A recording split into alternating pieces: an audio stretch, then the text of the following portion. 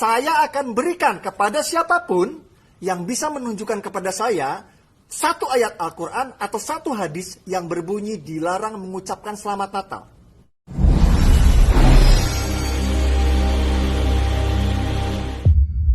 Ada video Ustadz Adi Hidayat, maafkan aku saudaraku Nasrani, aku tidak bisa mengucapkan selamat Natal. Karena orang yang mengucapkan selamat Natal, maka dia sudah mengakui tiga. Yang pertama, mengakui bahwa Isa anak Tuhan. Yang kedua, mengakui bahwa Isa lahir 25 Desember. Yang ketiga, mengakui bahwa Isa mati di palang salib. Ketiga-tiga ini dibantah oleh Al-Quran. Bahwa Isa anak Tuhan dibantah.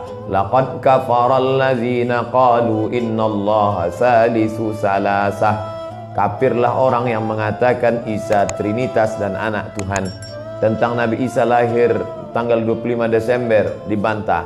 Ketika Maryam memegang Isa, tidak ada makanan karena terlahir di tepian kota. Allah memerintahkan menggoncang pangkal batang pohon korma, tusakit alaiki rutaban jania, gugur buah korma yang mengkal. Buah korma mengkal ada pada musim panas bulan Juli Agustus. Ketika Isa lahir, kambing-kambing sedang digembalakan di padang rumput, sedangkan bulan 12 rumput tidak tumbuh karena tertutup salju. Maka 25 Desember bukan hari kelahiran Isa, tapi hari raya merayakan Dewa Mitra, Dewa Matahari, yang diambil oleh Kaisar Konstantin dari Konstantinopel. Lalu kemudian tentang Isa mati di palang salib dibantah Al-Quran. Wa ma qataluhu, mereka tidak membunuhnya. Wa ma salabuhu, mereka tidak menyalibnya. Walakin syubbihalahum, ada orang lain yang diserupakan wajahnya dengan Isa. Dialah Yudas Iskariot, murid Isa yang menjual imannya dengan beberapa keping uang emas. Saya punya kawan Kristen Masehi, tapi dalam masalah hubungan baik, masalah ngasih makanan, masalah beri pakaian, oke. Tapi kalau sudah terkait dengan akidah, wala ana abidu ma'abadtum wala antum abiduna ma'abud lakum dinukum waliyadin. Tentang masalah tahun baru, apakah 1 Januari itu bersih, tidak ada hubung kait dengan agama? Maka tidak benar.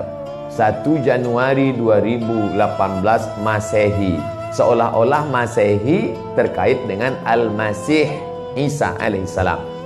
Itu kalender dibuat oleh Kaisar Julian dari Romawi kuno. Kaisar Julian membuat kalender, maka dibuat nama dia Kaisar Julian, maka disebut Julian kalender. Lalu kemudian Julian kalender dibawa ke Vatikan, dirobah oleh Kaisar Raja Pendeta Paus Vatikan bernama Paus Gregorius, maka sampai sekarang disebut dia dengan Gregorian kalender. Lalu kemudian ketika terbentuk PBB, United Nation, Persatuan Bangsa-Bangsa, bingung mau pakai kalender apa? Di dunia banyak sekali kalender. Maka diseragamkanlah, dipakailah Gregorian kalender. Yang sebelumnya kita kerajaan Pasundan, kerajaan Demak, kerajaan Riau, Sendripura itu pakai kalender Hijriah. Termasuk Yogyakarta pakai kalender Saka, karena Sultan Agung Jawa mengkawinkan antara kalender Jawa dengan kalender Hijriah. Karena ingin mendamaikan antara Jawa dengan Islam. Maka setiap menyambut tahun baru Saka sekaligus menyambut tahun baru Hijriah.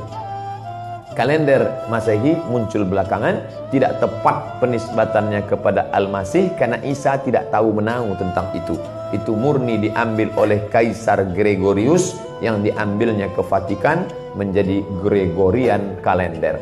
Jadi kita menyatakan tahun baru, betul tahun baru, tapi tahun baru Romawi. Tahun baru Romawi, jangan kaitkan kepada Isa alaihissalam. Dia masih terkait. Adapun tahun baru Jepang tak ada terkait dengan akidah. Nah, ini tahun kalender yang baru.